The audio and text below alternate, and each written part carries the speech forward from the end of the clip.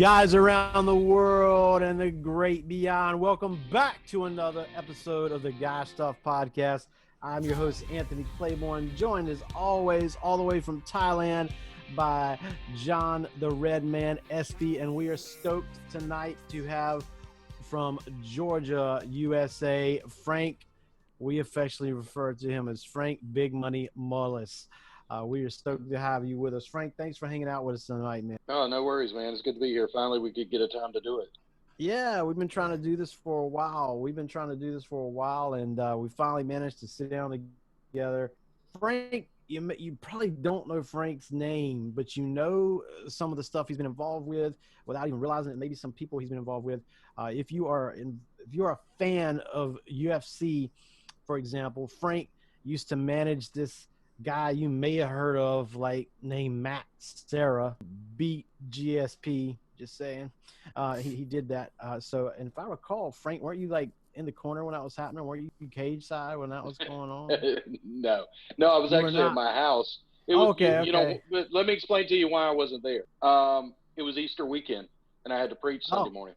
That's right. Frank is not only a martial artist. My man's a BJJ Black Belt. That's Brazilian JiuJitsu for those the BJJ. The BJJ. He's a BJJ Black Belt. Owns a school down in Georgia, Milledgeville Academy of Mixed Martial Arts. Trained with Mama, and fantastic martial artist. I've known this guy for a long time, but UFC, like, managed Matt Serra, managed Leonard Garcia for a bit in his career, and some other fighters as well. But he's also a pastor. I mean, literally, my man, we've talked about before how he would literally fly home from a fight so he could, literally, I remember him telling me one time where he was literally, basically made it to the church in time to change and preach. And he also counsels sex offenders in the state of Georgia. And above and beyond all that, he is a husband and a father to some beautiful girls, and one of them who will straight up kick your butt. And I will let him talk about that a little bit too. But, man, Frank, thanks for coming and hanging out with us on the Guy Stuff Podcast tonight, man. Yeah, it's really great to be here. Most people introduce me as he's a sex offender, and then they say counselor. That's the way some of my friends do it. I've had a couple of probation officers do that with me with some of the state people come up. It's a weird world, man. I live a weird life. Anthony, why did you not do that? That would have been great, man. That would have been so sorry. You missed that opportunity, man. Well, what's really funny is, I've had friends who I've introduced as my clients, so I get people back as well. So I've done that up at Guy and Rob's when I went up to North Carolina. Brought a friend of mine, introduced him as one of my clients I brought with me. That is fantastic. And for my friends who listen to the Guy Stuff Podcast regular, Guy and Rob, he mentioned if you've listened to the episode we did with Scott Braddock of Braddock Financial, they are Scott's jiu-jitsu professors up in Wake Forest. So a little bit of a circle of friends we got going here, yeah. But we're pulling you into the circle of friends as we talk about things. And Frank and I actually go back really about 18 years now, man. 2002. Yeah, 2002. We 2002 was 18 years ago. Got to roll together and work with some. Ain't that crazy? So, Frank, man, one of the things that we love to do with our guests, we like to kind of just take it back. We like to walk back to back in the day and talk a little bit about growing up. So tell our guys who may not know you, if you don't mind, where you grew up. Tell us a little bit about your family, brothers, sisters, all that kind of stuff. What you can tell us, what witness protection will allow you to tell. I grew up in a small town about an hour and a half from where I live now, Eastman, Georgia. I grew up, it was my mom and dad, and then they decided to have two more kids, even though they had perfection. I don't know why. They were I tell them they were Maybe my second brother was playing, but I know my third one wasn't. The oops, baby. So, I was saying, what was the tip off that his nickname was Boo Boo? We called him adopted. We told him we actually took a Cabbage Patch adoption paper and wrote his name on it and convinced him for a couple for that he was adopted. Me and my middle brother. How long did he believe that though? That was the question. How long did he believe it wasn't long. It wasn't long. He was crying. But my dad, he came from dirt farmers. My mom came from dirt farmers, and they moved from their small little place to Eastman, which quote unquote was the big city, which is a joke. But my dad is like was head of the city council now. Nice. That's awesome. In Eastman, and I think he's the first person that won without buying a vote. So that's what I joke and tell him. Are you telling me Georgia politics is corrupt? Well, I will say at one point the sheriff and the county commissioner both went to prison at the same time. The Eastman politics were very corrupt.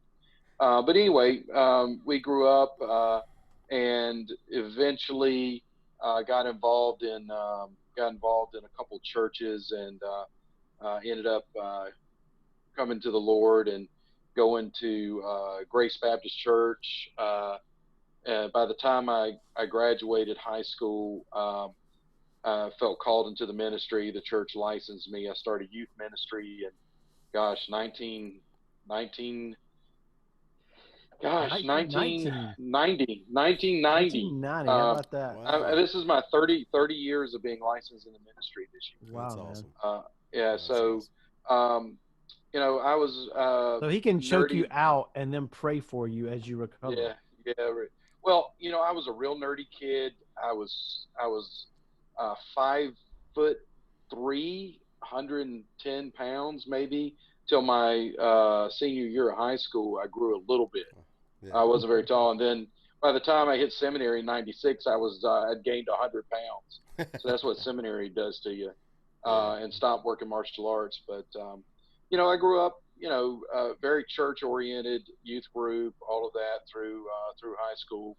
Boy Scouts, made it to Life Scout. My mom still ticked off.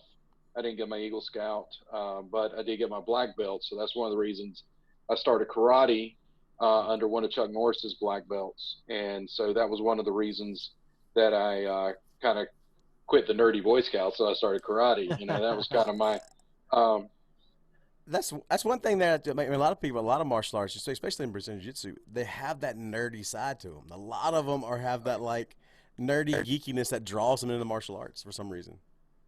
Yeah, well, jiu-jitsu, I will say there's a lot of narcissists in karate and a lot of special people in jiu-jitsu. Yes. Yes, there is. I guess I'm one of them to say, but I was in ROTC. My plan was to go into the military. That was my thing. I wanted to be Rambo. I didn't realize what it would take to be Rambo until I went to Fort Jackson my senior year of high school. I went to Fort Jackson and did a week of that. That was the worst thing the military I think could have you to do is come try a week of boot camp. And I was like, no, I'm done with that. And my dad was trying to weed you out before they invest in you too much. Yeah, I guess my dad was ticked when I told him I wasn't going into the military. I was going to go to college. And then I had to take a bunch of remedial classes because I didn't take hardly any college prep courses. So my first year of college was all high school, basically remedial courses. So he was quite ticked about that. But that's when I discovered psychology and headed the route of psychology and education. I did an associates of psychology and associates of education. And then I went over to Georgia College, and that's where I met my wife. That's the town I'm in now, Milledgeville. It had a big mental health hospital here, so I was thinking, well, that's where you go for psychology. And so ended up meeting my wife here, and so we're on 24. I think this might be 24 years of marriage this year. May. That's Well, awesome. the end of this month. It's 24 Slipped years. up Better on get that that junk right. Yeah, got it Slipped right. up on Well, that it's one. always right, but it's right before Memorial Day, so that's how I keep track. That is not something you want to get wrong, man. So Um, between you have 24. How many you have, Anthony? How many years you got? 24. 24. That's what I'm too sleepy to even last. What 48? And That then is 48. I got 20, and so we got 68 years of 68 marriage. years worth of screwing up.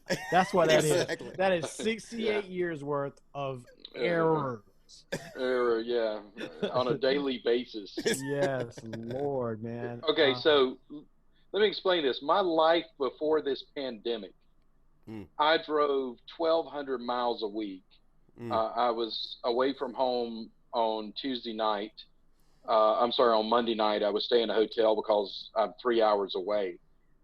Stay at the hotel and then drive home. And so I was back and forth. And so a lot of times I wasn't getting home till late. So since this started, I got laid off from my job the second week of March. For a month and a half, I was laid off and I was at home.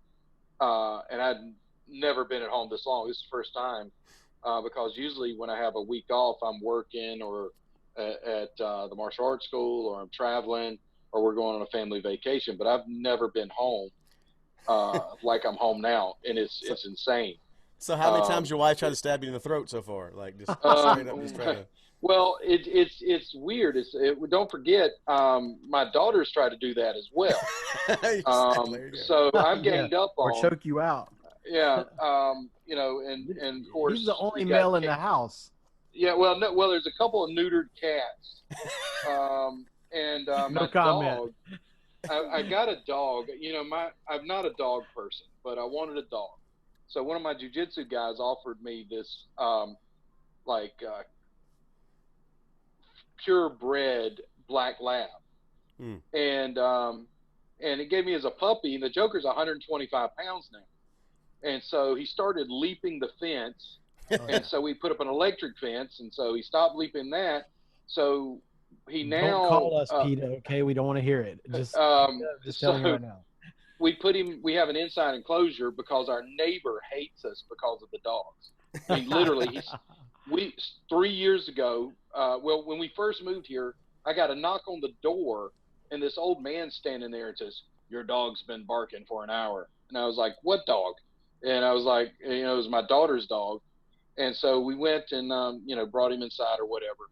And then about every 6 months, he texted us. I don't know how he got our phone numbers, but he sends us these nasty texts telling us that, bark, bark, like bark, bark, bark, bark, bark, and, I think he just needs a hug. Well, I think his own dog died, so it might be bad memories. I don't know. I stalked him on Facebook like he stalked us. You should give him yours. But, give him your dog. Like, here, take this one. But there you go. But the crazy I see part a Hallmark is, movie in there. Oh, this is, and I mean, we've gone back and forth over the years, and he would send us a bark, bark, bark text, and I would send him keep calm, buy earplugs, me back, and then I told him, I threatened to call the police on him because he was harassing us with these texts. And then so last night I get a knock on the door and it's a police officer. He called the police on us first. Oh, man, he jumped the gun first on you. So, yeah, well, and the thing is, they passed this city ordinance that you have to, if two neighbors complain, then they can come and do, get a citation and do your dog or whatever. But my next door neighbor on our far side, we kind of watch out over. She has Alzheimer's. And then the neighbors to the left of me are two lesbian women who have dogs, so they don't really care. So I don't think any other neighbors. But what's crazy is there's other dogs in the neighborhood that bark too, and that causes our dog. But he's just ticked at us, I guess. So I'm more concerned about what my wife is going to do. I think she's going to start shooting fireworks off at some point. I have no clue. She's more, get revenge than I am. That we had some neighbors' dogs in our last place we lived. We're like in a little neighborhood, And they would, the neighbors had like 5 dogs and kept them in kennels. And they were just barking all the time. And we got some fireworks one time and like some firecrackers. But in Thailand, they a little bit more powerful. So we were just like chunking them. Like that dog would bark at like 2 in the morning. Oh man, them dogs would bark like 2 in the morning, and you'd be like, I'm gonna kill them. And then so my wife, we've been moved in that house maybe 3 weeks, so we didn't really know anybody there. And my wife and I was like, man, we can give this dog some Benadryl. I can throw it in a hot dog across the fence. This thing can go to sleep. It'd be fine. Well, I started looking in the medicine cabinet. All we had was some like ibuprofen PM. Prozac. Like, oh, that'd have been great too. Happy We got some Xanax. We gonna Xanax up anyway. So I got this ibuprofen PM, and I'm like, that's got Benadryl in it. That'd be fine. So I got some peanut butter and a hot dog, whatever. Threw it over the fence, and threw like 3 or 4 over there because there's a bunch of dogs in there, and I was sitting there, and I started thinking, I was like, for that in the States, homie. Well, I mean, you probably go to jail for here. They do to you in Thailand. They do some weird things to you. But this is allegedly. This is allegedly happened. I didn't say I'm doing this. I'm just saying allegedly this is what happened. Allegedly. And so I started research. I remember going, Chris, I remember reading something one time that ibuprofen is not good for dogs. And so she was like, all right. So we looked it up. Sure enough, ibuprofen will kill a dog dead. And so I'm like, well, I felt bad. I started feeling bad at like 2 a.m. Like, oh, I'm gonna kill these neighbors' dogs. I don't even know these people. And so I was like on the edge of the fence trying to like see if I could grab one of the hot dogs over. Couldn't get them. A couple days later, that dog was gone. But I was like, so. John over there trying to start his own wet market in the neighborhood. I've also heard he started Corona. Sugar-free gum does similar things. Really? I'm not saying I've researched that or anything. But I've heard, of course we all know chocolate, but from my understanding, sugar-free gum will kill them dead. Really? Wow. Really quick. Yeah. Imagine what it does to humans. Yeah, I don't know, but anyway, my life is, it's difficult. It's like I'm a multiple personality, so I have to. What aspect of my life do you want to know about? Do you want to know about my counseling? Do you want to know about my pastoral background or my martial arts background? Yes. I mean, it's like three different worlds. All of the above. Well, let's start with this. Yeah. Why don't you share with the guys, and there's certain things you and I talked about earlier off air that we really want to get into with the guys, but start with how a dude from Georgia becomes a UFC fighter manager. Share a little bit of that with them, if you will. Well, it's okay. So, as I said, I was really nerdy in high school, and I got picked on a lot. So my life dream was to get a black belt. Of course, it was to be a ninja in about the 8th grade. But everybody wanted that's legit. I mean, everybody wanted to be a ninja in about 1981. May or may not have owned a few shuriken back in the day. I had a ninja book. I had a ninja book, man. The Black Dragon Society ninja book. A sheet of Kim, baby. Ninja. I had a sheet of Kim's book. I should have worn my ninja mask because I actually have a couple of ninja masks I bought for this to wear around town. There you go. But no, this is no joke. And when I was in like the 8th grade, I had actually drawn out my martial arts school of what it was, and no joke. And I had never done any martial arts until 1988 when I started karate. And my instructor, karate instructor, was a black belt under Chuck Norris. And he had the Norris karate system in town, and my parents obviously couldn't afford it back then. And so when I got a job, my little brother, by that time, my parents could afford it and were paying my brother. And I was like, no way, he's going to be kicking my butt. So I started too. And so I'm not athletic. I'm not anything, but I am obsessive compulsive. So I had to do it more and more and more. And so I was a very good teacher. And that's really what the kind of the thing is. I'm not a great athlete, not a great competitor. but I can teach. I'm good at teaching, and that's been kind of the path of my jujitsu. Is I'm good at analyzing and teaching jujitsu concepts and so forth. More of I would say more strategy. I'm not like John Danaher. I don't even know what John Danaher, what he is. I mean, He's a cyborg. He's a alien. cyborg. I did a private with John the weekend before I got. I think it was the weekend before I got my black belt, maybe. And I did a private with John. I've known John since he was a blue belt. That's awesome. Yeah, and he's an interesting character. Has he always wore rash guards everywhere? Has he always did that? Or? No, I've seen him in a jiu-jitsu gi. But I mean, out in public. Out in public. Just no, look. Only to get groceries. I was at Matt Serra's wedding. He wore combat pants and a black rash guard to Matt Serra's wedding reception. No joke. It's no joke.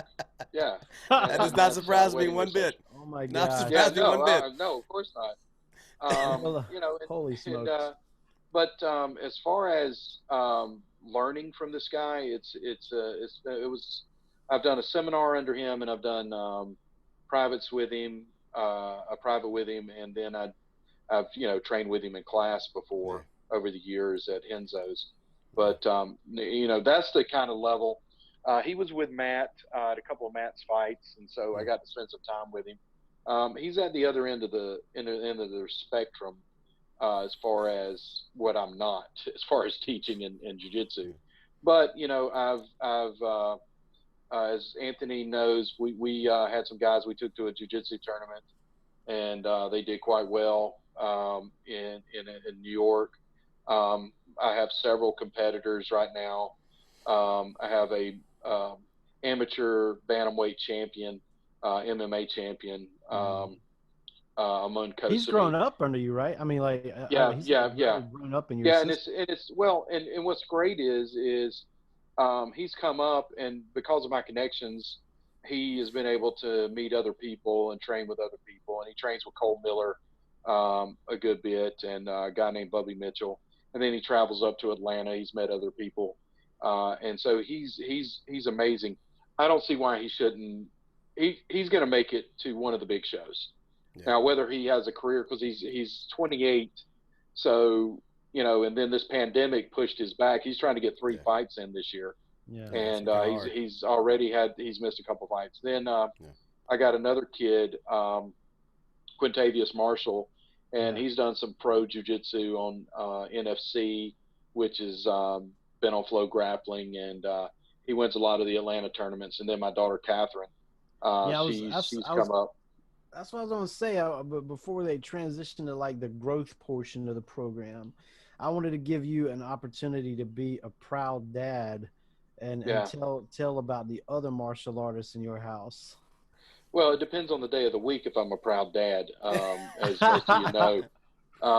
It's a weird thing. I could get if your son bows up at you, and I don't know if Braxton's ever bowed up at you. Braxton ever bowed up? Not really like that. No, not really. Matt, she's special. Oh yeah. I think it's that point. Every boy's life, man. I voted for my dad twice in my life, and he deserved it, to be quite honest. But I voted up at him, I think maybe when I was in the 10th grade, and I shouldn't have done it. Then my senior year, and I was doing karate and bowed up at him, and I was thinking, he could probably still take me. He's in his 70s now, so I'm good. I think I can take him now. Take his hip out now. Just take his hip out. Leg kick. But, as I said, but when your daughter bows up at you, and you outweigh her by 100 pounds, 120 pounds, that's a scary thing. She no joke, she's a monster, man. I'm not kidding. She's a monster. She is legit. I mean, like seriously, I always stop to watch videos on Frank's Facebook page that he posts of her fighting, because she's like incredibly technical, which I mean, it makes sense growing up in the household she's grown up in. But she's fun to watch, man. She's a good fighter. She's a good. I mean, I even saw her Muay Thai fight that you posted. I was like, well, dang, she's like really good at that too. Yeah, she's been beaten in wrestling twice by girls. She's probably has, I think her record, she's pushing 70 wins, and I would say probably 60 are against boys over her high school career. That's awesome. And I mean, multiple pins. I almost feel sorry for them boys when I watch them. Yeah. You know, and you know, the thing is, the way it is with boys, if she's more, if they're equal strength and she's gonna, and she's more technical, she's gonna win. If they have a lot more strength and are as technical as her, they're gonna win every time. You know, I mean, it's not like she's able to beat, you know, now her goal is to wrestle in the boys state next year. If there is, you know, who knows what there's going to be next year. We're going to do it virtually. Her insult each other on Zoom. Yeah, her 8th grade year, she took 3rd in the state. Her 9th grade year, she took 1st in the state. Her 10th grade year was the first. Hold what you got, Frank. We froze up again. Okay, so she won state 9th grade, and then it was technically unofficial girls because girls weren't allowed to wrestle unless you wrestle with the boys. And very few girls have made it very far with the boys in Georgia, except for I think the highest rank has been 6th maybe here in Georgia. You know, of course, a girl just won what North Carolina won first, but it's like Catherine said, it's 105. And but anyway. That guy basically was a girl. Yeah. You're a buck 05. Last year, she wrestled and got beat in the semifinals by one of the top girls in the state, which is interesting. She wrestled down in weight, and I think if she wrestled at a regular weight, she might have won last year. But she went through. She lost to 2 girls last year, and then this year I think she pinned 9 girls in a row before. No, it might have been 9 or 10 girls in a row before she lost to one of the national champions in the finals. Awesome. And she got schooled. Now, if it had been a jiu-jitsu, it would have been a different thing. But you know, her wrestling, she just got schooled, got beat technically. She didn't get pinned. She's never been pinned by another girl. And she was pinned twice this year, maybe, by boys. So she's done really well. But she took 2nd in state this year. Who knows what's going to happen? So she's mixed about what she's going to do in college. She wants to wrestle. She wants to go to the UFC. I'm expecting, you know, if we got a kind of a game plan of next year MMA after wrestling season, amateur for probably 2 years, and then we hit pro.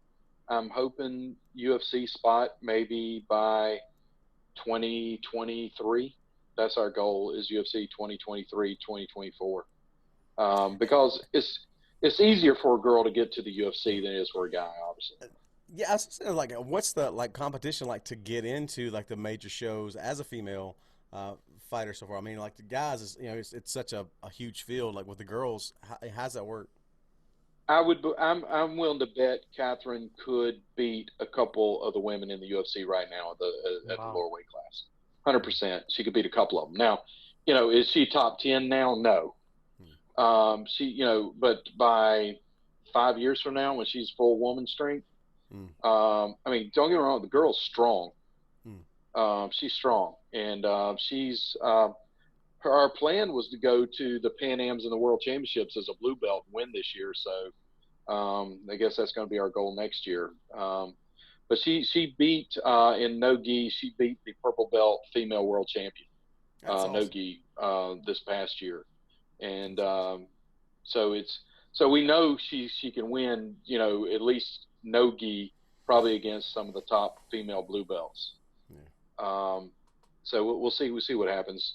So I got, you know, as I said, my small school, I've got 3 high-level guys, and then I got some other guys coming up under them. I have 2 black belts under me, very technical guys.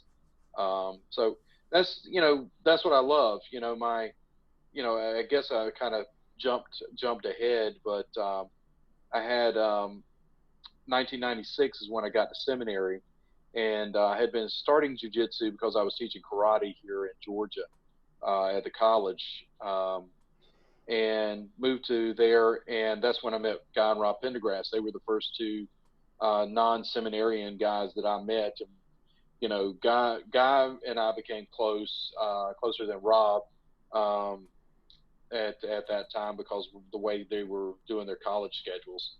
But I would say they're probably my best friends to this day.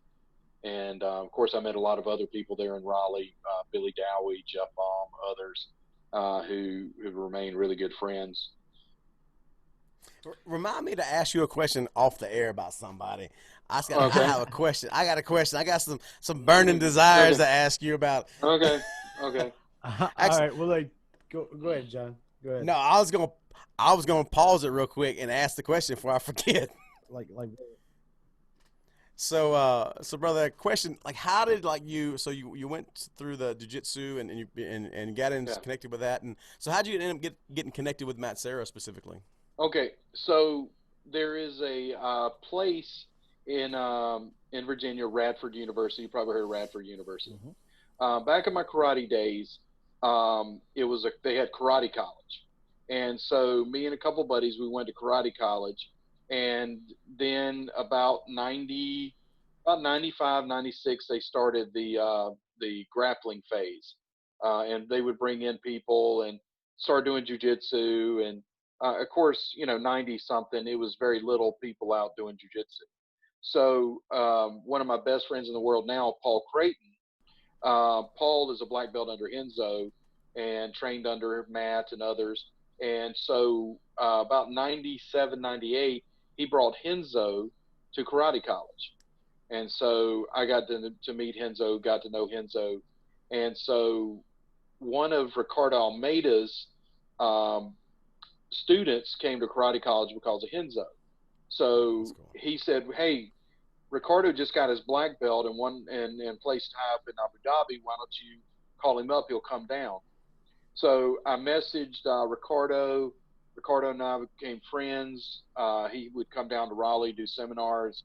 I would go up and visit him, and then I would go to the academy, and that's how I ended up meeting Matt. Matt was a purple belt at that time, and so I became friends with Matt. And so when Ricardo couldn't come down, I would bring down other people. Henzo came down, Rodrigo Gracie, Sean Alvarez, who else? Nick, his brother. They would all come down and do seminars for us over the years. And then Ricardo ended up getting married. And for a little while, I fell out of jiu-jitsu because I blew out my knee. I think you remember when I blew out my knee. My stupidity competed in a tournament. And so I was teaching jiu-jitsu at Noose Baptist, where that's how Anthony and I met. And we had a little team there. And so all that progressed, and then all this craziness happened with Noose Baptist, and I ended up moving back to Georgia to take a job that didn't exist. Just throw it on the bus. What's that? Throwing it out there, man. We actually, our team was one of the first groups of people to get Sprawl fight shorts. I remember that day when you broke that box open. It was like Christmas up in there. Yeah, dude. Steve Sprawl at the time, he ended up selling it to another guy named Steve, and he got us Sprawl's grappling shorts that just came out. So Anthony didn't come in with his freaking little nut huggers, little Val Tudo shorts on when he didn't. I had a pair of those. I have a pair of those. I have a pair that Carlson Gracie Jr. gave me that are actually Speedos, and I could tell you a whole story about a Carlson Gracie Jr. seminar, but I can't say that on this podcast. That's a story I'll tell you off the air. We'll hit a pause button here after a while. But, you know, I will say it's a wild, just a wild life in that I ended up, because of Ricardo going to Abu Dhabi in 2000. And so I was at Abu Dhabi the years, and I met everybody who's anybody in jiu-jitsu. 2001, that's when Matt went, and just our friendship kind of got bigger, and then things progressed forward, and I'm leaving a lot of stuff out, but Matt he had fought in the UFC against Karo Parisian, and he ended up losing that fight. And so I called him. I said, "Hey, man, I didn't know you were still fighting." He says, "Yeah, I took the fight, blah, blah, blah." And he called me, or I called him, and I said, "Hey, why don't you come down and do a seminar? I've started a club at the college here." So he came down, did a seminar, and then he asked me, said, "Hey, I'm getting ready to get married. I need some extra cash because, I think he had just had the one school and was needing some extra cash." So I started booking him seminars pretty much all over the country. And then he ended up calling me and said, "Hey, I'm going to be on The Ultimate Fighter." And I said, "Oh, you're going to be one of the jiu-jitsu coaches?" He says, "No, they're doing a thing called The Comeback. And if you win, you get a title fight." And he says, "Look, I said, who knows what's going to happen, but at least it'll be a big exposure for my school." And then, of course, I remember he came back. He says, "Mullis, I can't tell you how I did, but we're going to be doing a lot of seminars." And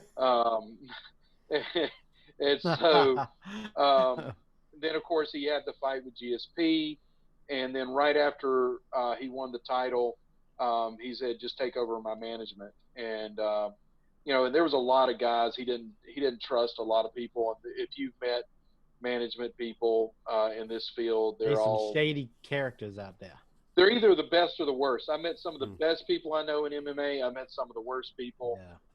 But and back before all this, I started writing for a magazine called Submission Fighter, and I was traveling to all the UFCs, and I got into, before Zuffa bought UFC, I was cage side at every UFC, met every fighter prior to Zuffa, and then with Zuffa, they got more professional, quote unquote, and Dana White and I kind of, he was like putting us in the nosebleeds instead of at the cage.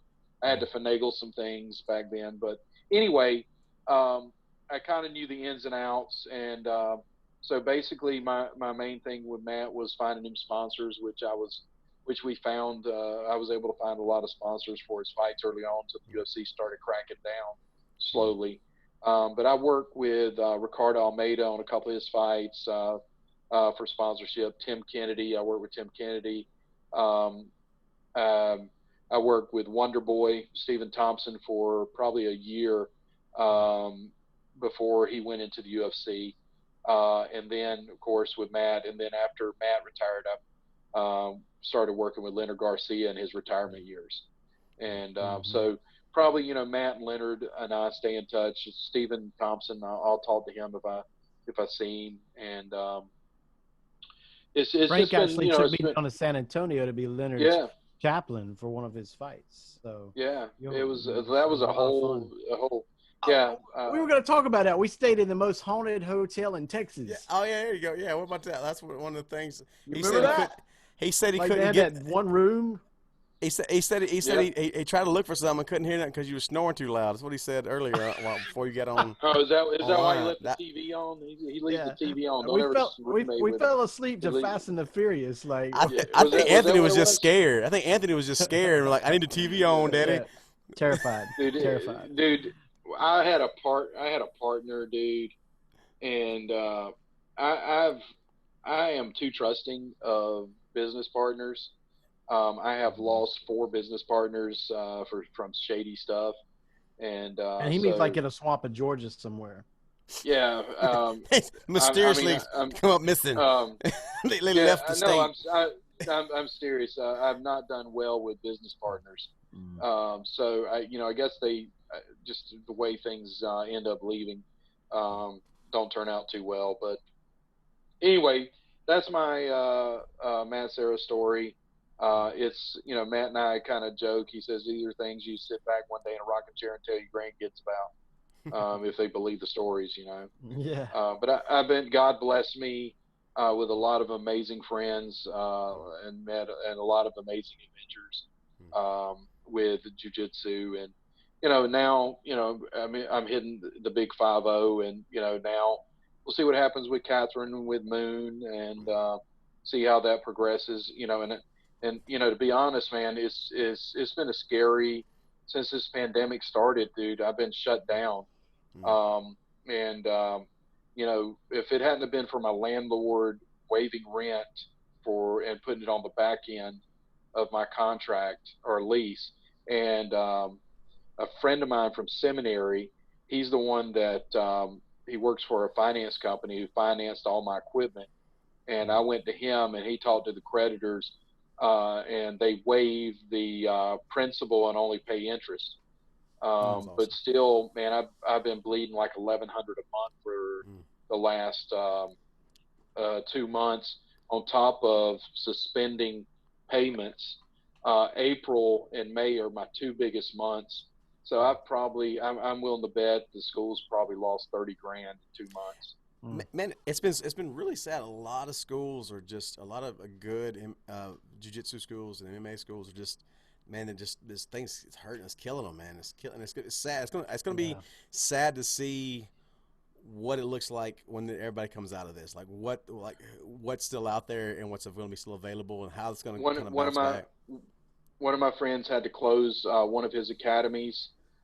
He cost him $12,000 to close it, or it might have been $18,000 to close it.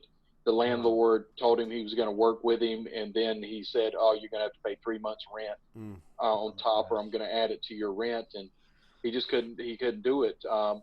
Most academies didn't get the payroll protection because a lot of instructors are 1099 and not W-2s.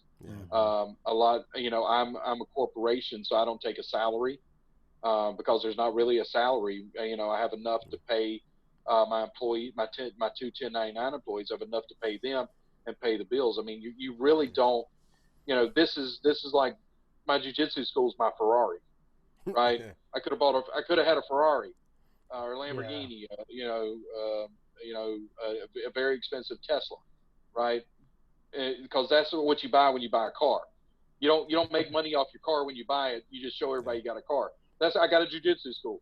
It's not making me any money, right? But you're changing lives. If anybody goes into the martial arts like, oh, I'm gonna make it big, make some money, you in the wrong business. It's like, hopefully you can support your family. If you're Renzo Gracie, Renzo Gracie, you're doing well.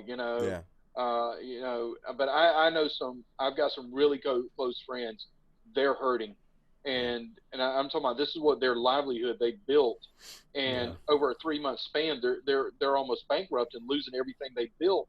And some of them, are doing really well, and 3 months of losing that income, is a scary thing. It's time to bring back the garages. Time to bring out the garage sessions, man. Garage dojos. Yeah, for at least to hopefully build it back up, because it's going to be sad. I think it's, like I said, sad. It's very sad, heartbreaking to see what's happened to a lot of good schools out there. Definitely tough to see all around what's happening all over the country, and this is an interesting kind of segue into this. But statistically speaking, people are dealing with this stuff in different ways, and we've seen a rise, for example, in domestic violence through this whole COVID-19 pandemic. And statistically speaking, my understanding is there's been a rise in like porn usage. And, Frank's one of those guys, he does genuinely, he's right. He has a lot of different personalities, if you will. He's a pastor, he's a jiu-jitsu guy, but he deals with, it's real important when you say jiu-jitsu, you say jiu-jitsu. You say, everybody out there, practice that with me, jiu-jitsu. But my man, he works with guys who really messed up, and a lot of them, and he and I have talked about this through the years because of some of the things we've seen, and I'll just leave that right there. But we've talked about how many of those men who end up sitting in a circle or across the table from him as sex offenders in Georgia, that's where they started. And a lot of our guys have told us at different points, hey, this is something we want to hear about. So could you speak to a little bit of the damaging? It's interesting to have you two on together because you see the back end and John sees the other side as somebody who works in dealing with fighting sex trafficking. So could you speak to that a little bit? Well, when I left North Carolina in 2004. I left without moving to Georgia thinking I was going to work with the World Religion section of the Southern Baptist Convention in Atlanta. And so as soon as I get here, I have to find a job because that job wasn't starting for 3 months.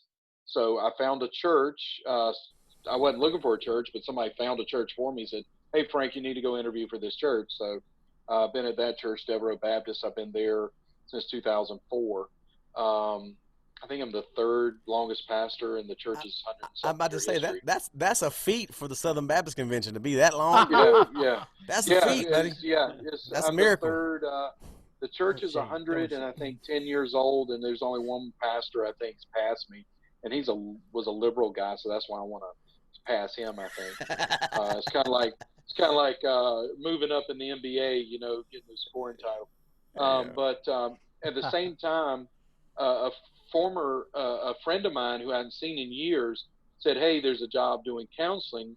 Would you want to do it?" And so at the time you had to be license eligible. And so I wasn't sure with my seminary stuff if I was license eligible. And so I had to go back up to North Carolina and get all this stuff. And it turned out I was, and got my associate professional license counselor. And so I went to and got this job, and it was working with sex offenders, and I didn't have a clue, counseling them. And so I was hired by a guy out of Jacksonville, Florida. He's a former Catholic. He's an atheist. But I guess if you have a morality as an atheist, he does. I'll be honest. I've worked for Christians that I would not ever work for again. This guy has taken good care of me, and of course I've worked my butt off for him as well over the years. But he has trained me, and his other partner, non-fiduciary partner, she trained me, and they were excellent therapists, businessman, counselor, and so we expanded. Over the years working for them, I got my license in about 3 years under him, got my 2,000 hours of internship with sex offenders. He sends me to every year, all but maybe 2 or 3 years, I have trained under the leading sex offender experts in the world at the ATSA conferences. I mean, literally, if you have an article on sex offenders, I've studied under those guys at least once a year for the last 10, 12 years. So I'm an expert witness in child pornography. Child pornography. That's what I'm doing my doctorate on, is child pornography. But I'm expert in federal court, expert in state court, witness. Got placed on the Georgia Sex Offender Registration Review Board this year, so I'm on the review board. I review all the cases now in Georgia of leveling of sex offenders. We just had a board meeting today. Quick question on that. Can you touch on that idea of kind of the things you get in contact with and connection with, and with the sex offenders that you do counseling with? How many of those do you see that actually do some type of physical action to get a sex offender list, or gets labeled sex offender? But how many of those start off in their story as just like looking at porn? Like what's the ratio, would you say? Okay. Well, I didn't know this until we switched from like live groups to virtual groups on the phone. I counsel 326 sex offenders are clients. I probably counsel more sex offenders in the state of Georgia than anybody else, and I would be surprised if how many counselors actually counsel 326 something sex offenders. The problem, and this is it's probably not what you want to hear from my side of the story. I'll be honest. If you're telling me that pornography leads to sex offenses, everybody would be a sex offender. I mean, that's what I call bull on a lot of what I hear from the Christian community about pornography, and here's why. I counsel a lot of people who have real problems, and then I have a Christian guy comes, man, I got a porn addiction. I said, how often are you watching it? And he goes, man, I watch about an hour a week. And I was like, yeah, how much TV do you watch a week? How much jujitsu do you do a week? I mean, literally, I counseled this married couple. It was this Christian couple. Yeah. I was counseling, and he's got a porn problem. And so I expanded it out, and literally, he worked like 60 hours a week. He watched pro wrestling like 12 hours a week, and he was watching like 30. And he was like at 30. He was like 30 minutes of porn. And I said, dude, you don't have a porn problem. You got a wife problem. Your wife don't like you watching porn. You need to stop. Right? That was my point. Yeah. I'm not saying porn's good for you. I'm certainly not saying that. Yeah. But what I'm saying is the Christian community blows up porn like you're going to be a sex offender because you watch porn. Right. And again, if that's true, then everybody's going to end up a sex offender. Well, you hit on something, Frank. You hit on something, bro, real quick, and I'll throw it to you. You hit on something I think really important, like this guy you're talking about. He works 60 hours a week. He watches wrestling 12 hours a week. Really, porn is a symptom of a deeper root issue. It's a symptom, and that deeper root issue is dudes trying to fill that void with something. And for different people, it's different things, and that job can be the same thing. Well, I'm going to say it's not. I would say it's a stress reliever. It's a way to escape, and it's a way of rewarding your system, and it's a vicious cycle. If you and I've had different theories. I'm anti-porn. I'm anti-sex addiction. Sex addiction is no such thing. There's no such thing as sex addiction. And this is why I ask. You're telling me that a guy who has sex with 10 prostitutes a week has a sex addict, but a guy's having sex 10 times a week with his wife is not? It's perspective, man. You're saying, man, if a guy's having sex 10 times a week with his wife, you're going, dude, you're awesome. Tell me how I can get my wife to have sex with me 10. And then on the other hand, the guy with who's going and having sex is perspective, right? It's where your priorities are and what God has intended us to do, right? And so sex within its intended thing is good, and hey, have at it, right? But outside of that, that's where it gets creepy, it gets weird, it gets dangerous, and so what is I just want to be.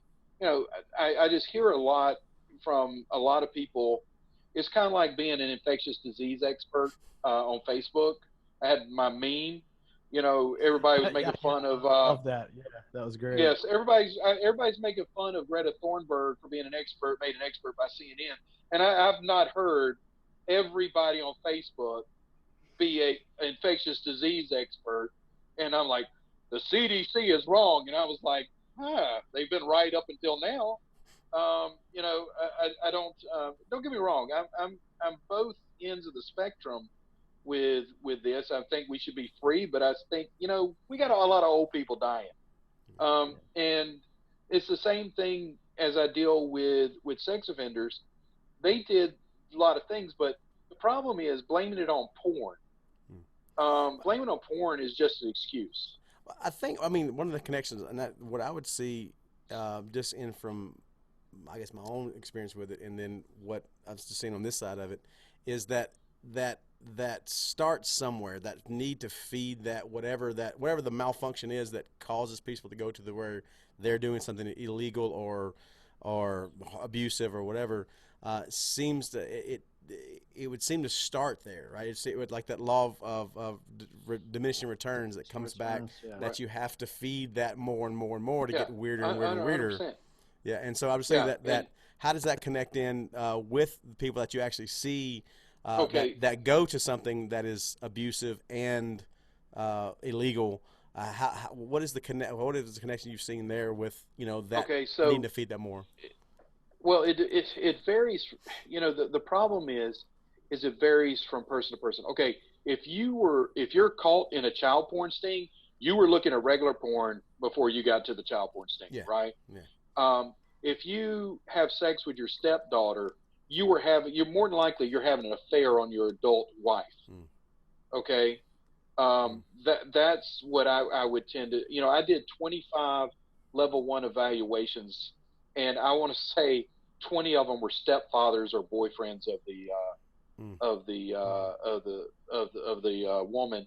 And I'm willing to bet every one of them were having marital problems or something else, and they were using their stepdaughter to fill the void.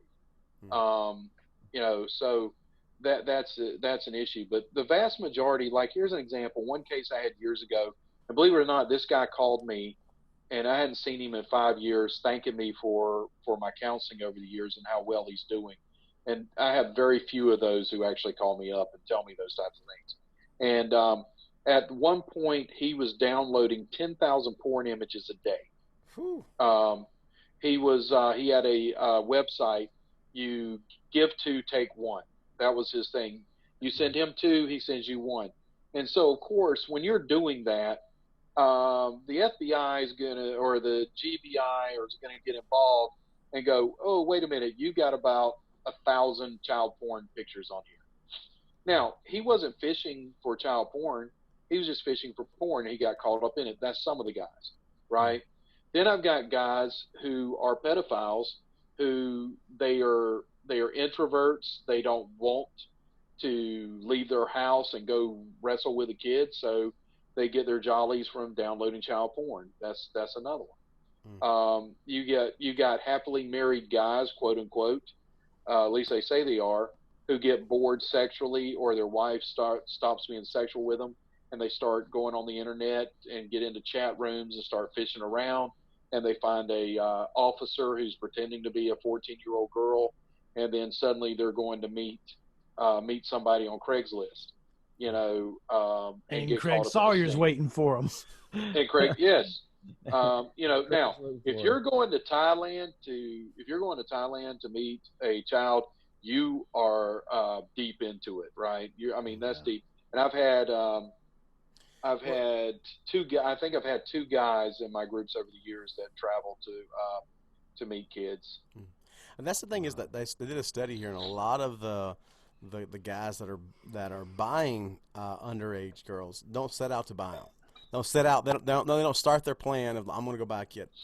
A lot of them. I mean, there's some that do, but a lot of them are just here, and they, like I say, it's that law of diminishing returns of going, I've had, you can get whatever you want. So I've had, 2 girls. I had a lady boy. I had whatever. It gets weirder and weirder. Right. And somebody approaches them and says, hey, I got this 13-year-old, and they're like, I never had that, And so it's a lot of times that's what feeds it, or what initiates it, is just that I need some other kind of fix. I need something else that's going to excite me more, and that's what we see a lot here on that one. Yeah, there's my dissertation. If I can get it crank started, because this pandemic thing is kind of messing me up.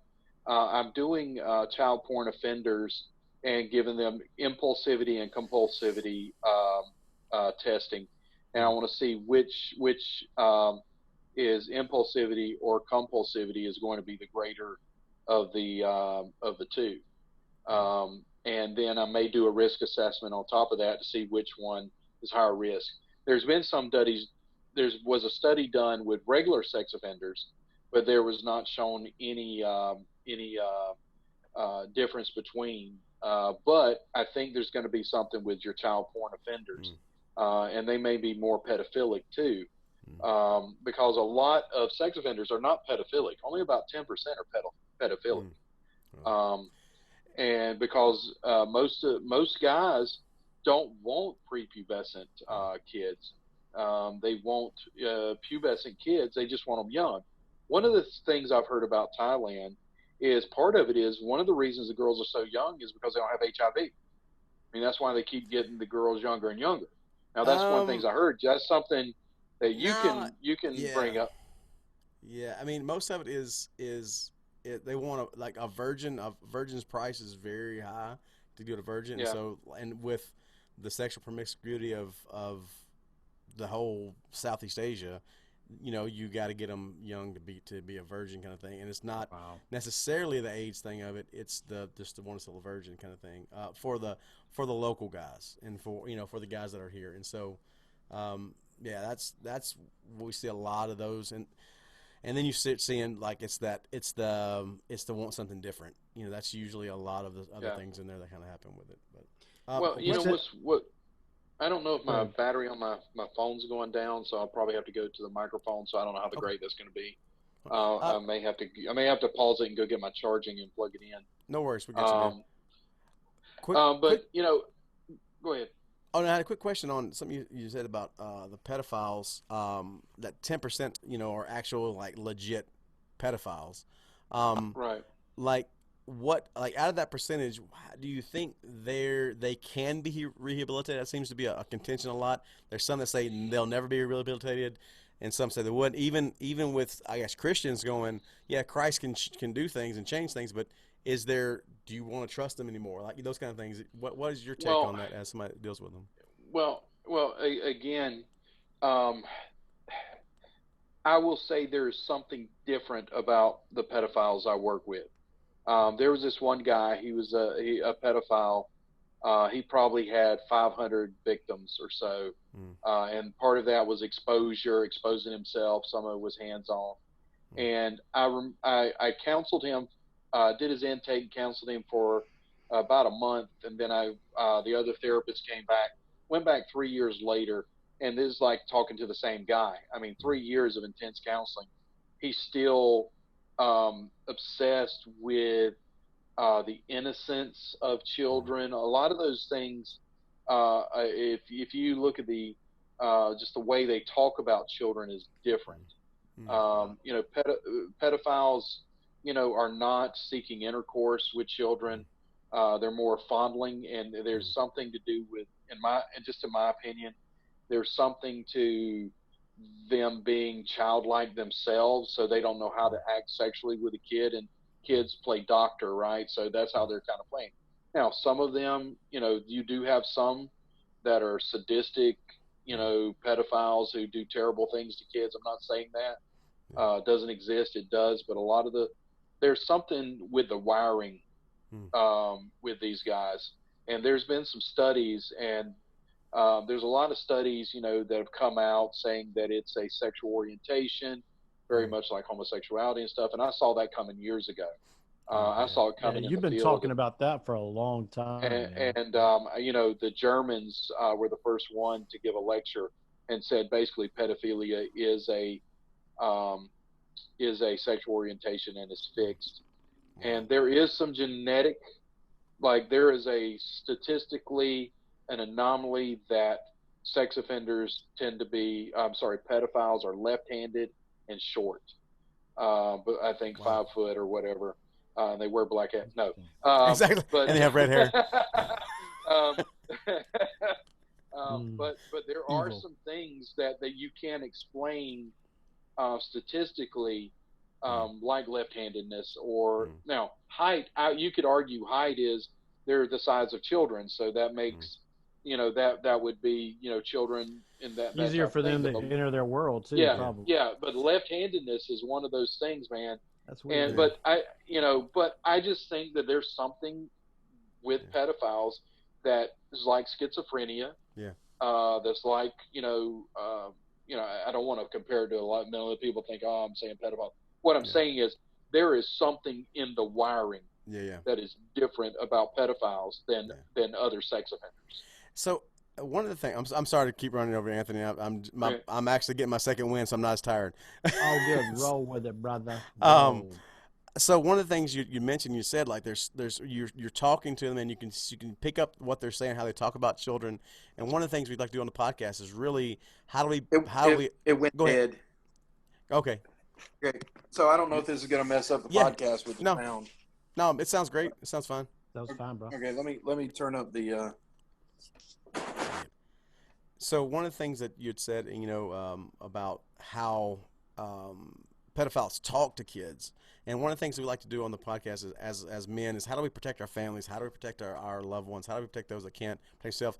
If you could give us a couple, maybe phrases or things that make it, we could at least have some yellow flags come up if we're ever in our church areas or in our own families or people around our neighborhood. What's some of the things we could possibly pick up as guys, as fathers, as protectors that would kind of help us maybe start at least having some feelers up for those things? Well, I'm gonna be satirical first. Is anytime Grandpa says, "Come sit on my lap," you don't let your kid go sit on the lap. I mean, look, 90% of sex offenses occur by a relative or an acquaintance. Yeah. It's impossible, dude. It's impossible. I've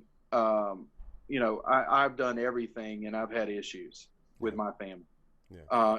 Everything possible, me and my wife. I had a male and female nurse in my family, and they quit coming to church because of my job as a counselor, because it turned out that they had protected their kids their whole life and then let them stay with grandma, and his brother molested one of his daughters. Yeah. So, what I could say, is there's a lot of things. You get rid of stranger danger. And this is what I tell people in my group. I said, let me ask you a question. You broke down on the side of the road. Who's helped you more, family or a stranger? And number two, who has screwed you over more, family or strangers? And then everybody goes, So my point is, there was this Chicago police officer, and he's into sex trafficking in Chicago. He's one of the top guys with Chicago PD. And I attended a seminar he did, and he said one of the most poignant things that has ever been said in my mind. He says, anybody who tells you they love kids all the time and want to be around your kids all the time, he says, they're my kids and I don't even want to be around them all the time. I don't all the time. Yeah. So what I would say is anyone who you have who wants to be around your kids all the time, who wants to, tell you how wonderful and perfect and how innocent kids are, those types of people, you need to be really careful because they're gaining your trust. Mm-hmm. The grooming process of gaining access to your kids is so subtle. It is so subtle, and it's done by people you trust. And I've had situations where I've thought I was crazy. I thought I was literally crazy because I thought it was my job making me crazy because I didn't trust, because I didn't listen to what was being said, and someone was doing something, right? So that's how subtle. I can be fooled. If I can be fooled, anybody can be fooled. That's what I'm saying. Is that the grooming process is you've got to watch your kids, and it's a scary thing.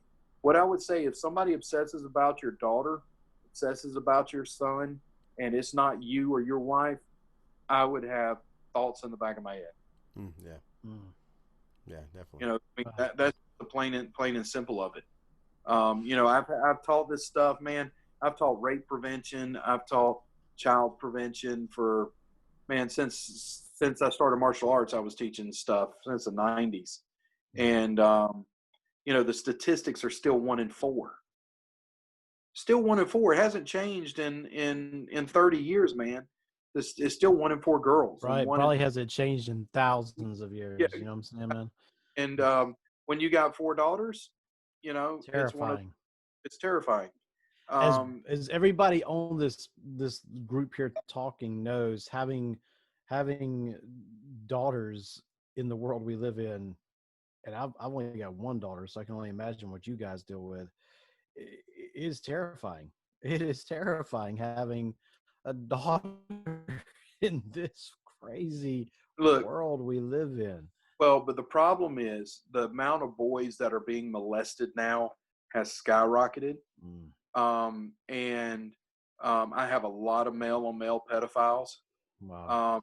And if I had a son, I would never let them go to the bathroom by themselves. We never did, man. We absolutely never did. And my daughters, I don't have a problem with my daughters going to the bathroom by themselves because I'm not going to follow them in. I'm not bringing them into the men's bathroom.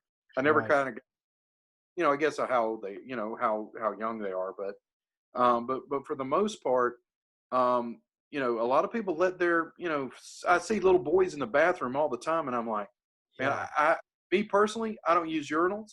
I go into a stall because I don't want to be there and be accused of somebody's kid standing next to me at a urinal and he goes, oh, he's looking at my pee-pee or whatever it is. I mean, it's very, very few of the guys I've worked with have been falsely accused, and it's about 1 in 1,000. And I know from polygraphs of at least 3 guys who've been falsely accused.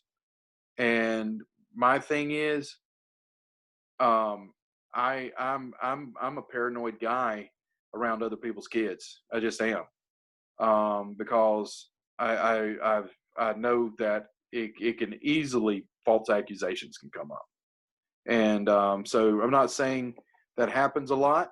Usually, it doesn't make sense, but I will say the false accusations that I've seen are all connected to custody issues. So if you have children and you're getting ready to go through a divorce and you don't think that lawyer or her will, things like that will come up, you better think twice. Wow. It's people are depraved, man. They will get, they will do all kind of things in custody battles. They will do all things to hurt their kids. It's just I deal with, as I said, I'm dealing with 300 and something sex offender cases, and I'm gaining new ones. And then I'm dealing today we leveled 75, maybe it was 75 cases for the state of Georgia, and another, I think 9 of them were predators. Wow. It's crazy to think about, man. And I know that in recent years, especially, for years you heard about things like this in a certain mainline denomination, we'll say, and more you've heard about these things in Protestant America, in the American church. And guys, we have a responsibility. There's so many things here we could talk about, but goodness, we have a responsibility to be above reproach, and you have to walk straight, walk the line, like Johnny Cash said, except better than Johnny did. You know what I'm saying? But we've got to do that, and we've got to make sure that as we face struggles, you need to have people that you can go to and talk to them and get the counseling you need. Whatever it may be, whether it's porn or whether it's alcohol or whether it's any kind of issue you're struggling with. And I think a lot of times, guys, we just feel like we can't talk to anybody, and it's important to do that. It's sober. This is a very sobering talk. This is not a warm and fuzzy talk, but it's important that we talk about these things, especially in the church. I think so long, at least growing up or the way we all grew up, and nobody wanted to talk about the hard stuff, man. We'd argue about the color of the carpet, but we were not going to talk about heavy duty conversations that would impact people like forever. Well, and because it boggles my mind how sexuality is just glossed over within the church. You were a youth minister. I was a youth minister.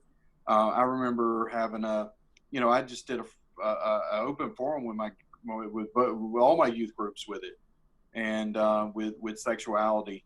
And what my pastor that I started youth ministry under in '90, he was moved off and pastoring in North Carolina, and he came to me and preached revival here at our church. And on the way back to the airport, he was like, "Let me ask you a question." He says, "My youth minister told me my youth group does not believe oral sex is sex." And I said, "Absolutely." Must have been the Clinton era. Yeah, well, let me clarify. And he said, "Why do you think that is?" I said, "Because Bill Clinton told us it wasn't." Yeah. And President of the United States says it's not. It must not be. Yeah. And I said, then I asked him, I said, "Let me ask you a question. How many sermons have you preached on fornication? You know, because he's been pastoring for probably 40 years at that time." And I said, "How many sermons have you preached on fornication?" You know, he probably says maybe a dozen, you know. And I said, "How many times did you include oral sex into that when you were thinking about the sermon?" And he's like, "Well, that's a good point." And so parents don't talk, you know, of course I talk about it with my kids, but a lot of parents don't talk about masturbation. They don't talk about the consequences of masturbation, you know. And I'll argue that compulsive masturbation is probably a greater problem than pornography. And I will argue that pornography leads to compulsive masturbation, which in turn will lead to marital problems in the bedroom later on, or in that. And so that's part of the issue. Yeah. And that's one thing, even with dudes, like I know, like. Can you hold on a second? Yeah, go ahead. I'm having dog issues. I got to go check on my dog. You lab getting up there. He's going to get arrested. He's going to walk out there and get arrested. We're going to see blue lights. You know, multi-layered issue, but I think a lot of times it's just very simple in that they think they can get away with it. And I'll break this down. Three commonalities among sex offenders, right? Deviant sexual thoughts. It starts with the thinking process. Battlefield of the mind. Deviant sexual thoughts, and then it moves into some sort of compulsion or indiscriminate sexual behavior, and then it ends up with criminal thinking. And you can follow that right in from David's process of ending up with Bathsheba. He looked at her, thought she was good, then it moved into the adultery, and then the criminal thinking to cover it all up. That is the connection. In that, if you see that with any type of pornography, you think about looking at it. It's indiscriminate sexual behavior because you don't care you don't know anything about the person that you're looking at, and then or masturbating to, and then you're hiding it from somebody, right? And if you're not, that's right. Back to Genesis. I don't know, what it is, but I mean, those are the three connections that you could follow right down to David's life. So I don't want to do is I don't want to say that, hey, go look at porn, by no means, but we got God's grace as part of that, and the guilt that's connected to that is that the shame and the guilt and all that. That's what Satan wants. He wants us to be ashamed. He wants us to hold that guilt instead of turning it back over to Christ and say it's covered under the blood. Yeah. I mean, that's part of it. But I don't want, I'm not going to sit and listen to somebody tell me that because that this guy looked at porn a couple times that he's going to end up being a serial killer either. I mean, there's got to be some real talk about this stuff. Yeah. And look, they were going to do a study on pornography in Montreal on people who've never looked at pornography, and they couldn't find anybody, right? Yeah. They tried to study in South Carolina on deviant sexual behavior, and nobody could pass a polygraph for it. So we love you, South Carolina, though. We love you. It's not the Gamecocks, but but what I'm saying is that, look, if you think the men in your church are all the men in your church are squeaky clean, you know, don't get me wrong, there's a few. I mean, I still interview some sex offenders who have never looked at porn. I still got some sex offenders that have never masturbated, right? In the interview process. And so I'm sitting there going, well, that's why you're touching kids. You know. Well, I think that's one of the things that you hit on there that was, pardon the pun, touched on. There was the idea of not not being open and having that place where you can, like, man, it's something that we've all struggled with in some way, shape, form, or fashion. It's something we've all experienced, and so don't let that shame and that condemnation keep you from sharing this with people. We talk about it all the time, having that tribe, having that people around you, go, hey man, this is what I'm struggling with, this is what I'm working with, and dig down, like Anthony was saying, into what are the root causes of it. It's, you know, it's this is the symptom of it, what's actually causing it, and having those places in your life and people in your life where you can be honest and open and say, this is what's going on in my heart, my mind. And if you are going down that path, like you said, that path to criminality, you need to share that too. You need to share, like, hey, this is something that's going on. Well, you know, I've got several guys in my life that I talk to on a regular basis. We joke, we cut up. I've got a guy who works he's an investigator for Homeland Security. He's involved in all kinds of trafficking and child pornography. And he and I debrief to one another on occasion. He sees, like you said, you see the front end, I see the back end of the situation. And, you know, and I've had every walk of life, man. I've had doctors, I've had lawyers, I've had teachers, I've had Christian school teachers, I've had 20 something people from the ministry involved, youth ministry, music ministry. One of the most prolific pedophiles I had, he admitted to 20, without a sexual history polygraph, he admitted to 20 or 30 child molestations in the youth choir. And he was a music minister. And then, you know, I had a I'll tell you my bad joke. So I had this guy, he fondled one of the youth at a church. He was in a Christian Southern Gospel quartet, and he fondled one of the youth in one of the rooms in the back of the church. And I said, dude, you didn't sing "He Touched Me" before you did that, right? Literally, I said that I couldn't resist, you know. Well, you know, you point out something for our listeners who are listening and don't maybe understand this. Guys who work in this area, and John and I talk about this. Guys who work in, you know, fighting trafficking, guys who do what, you know, Frank does, they tend to develop a little bit of a dark humor as a defense mechanism. For such a difficult world that they live in. They almost this is, you know, it's a sad sense of humor at times. But you have to develop it sometimes, because I mean, like we talked about this with Damo, like if you don't have it, sometimes you can break from it, you know, without developing. My supervisor 3 years ago, she was coming home from group and hit a log truck and it killed her instantly. I was devastated. I mean, devastated. She and I worked together at that time for 12 years as my supervisor, and she taught me this field. And dude, and she was my debriefer.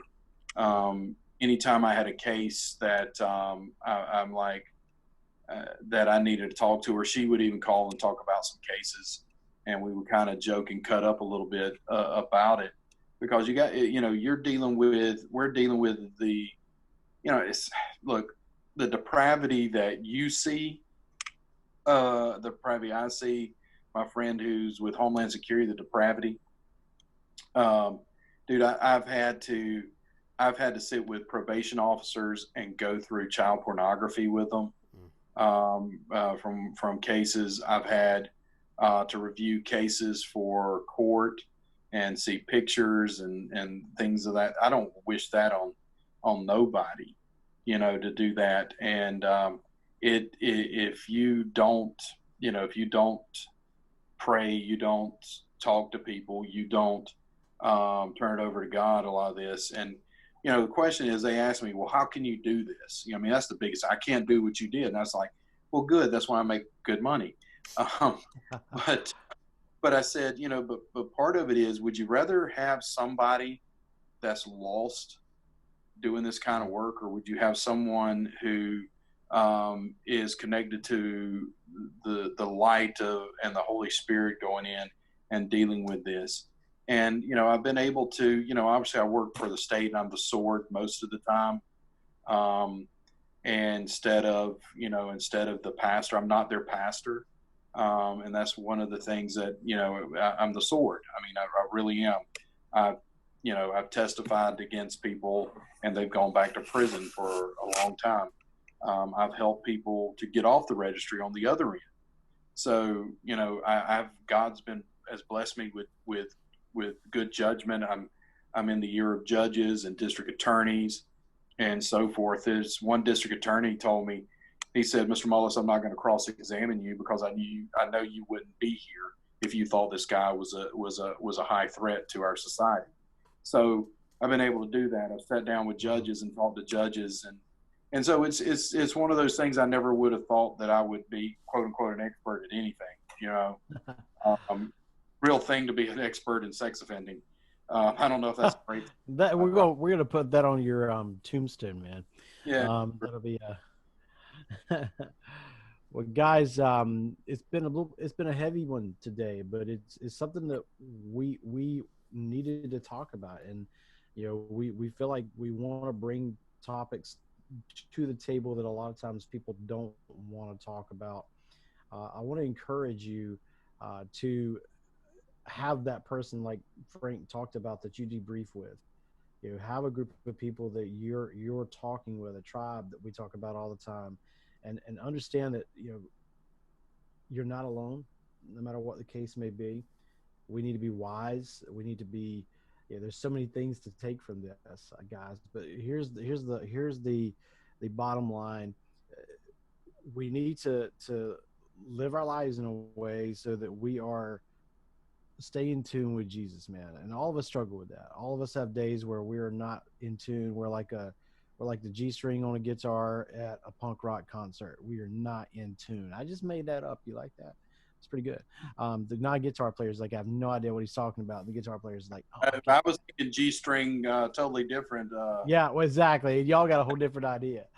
But we want to encourage you guys just to be wise and make good decisions. Don't put yourself in bad situations, and talk to your tribe. Talk this stuff out. Find help if you need it, and be above reproach. All right, John, I'm gonna throw it over to you to wrap us up and take us to the house. Yeah, man.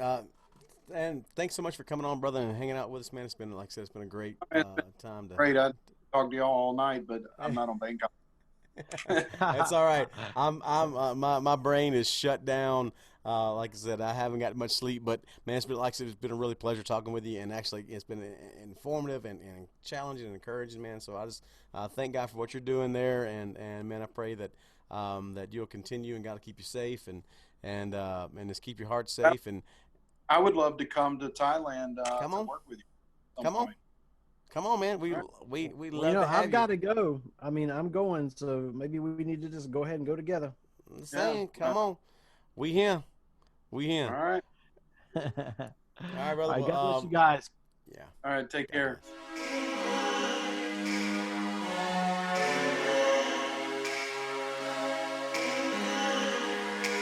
Bless.